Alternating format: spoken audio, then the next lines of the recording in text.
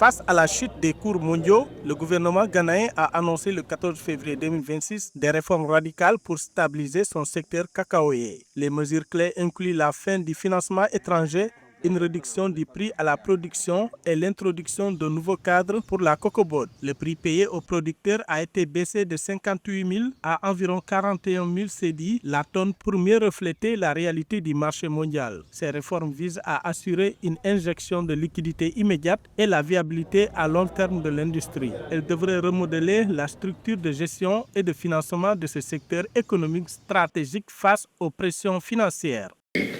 Is that we're going to stop foreign funding.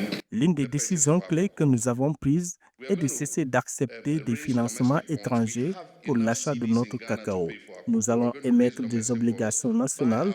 Nous avons suffisamment de cédis au Ghana pour payer notre cacao. Process 400,000 tons of those beans, processing capacity in Ghana, but because the Le ministre des Finances a justifié ces actions par la nécessité de rétablir la stabilité financière et d'injecter des liquidités. Le pays fait face à un déficit de production inédit, 432 000 tonnes produites sur 786 000 prévues et des pertes de plus d'1 milliard de dollars.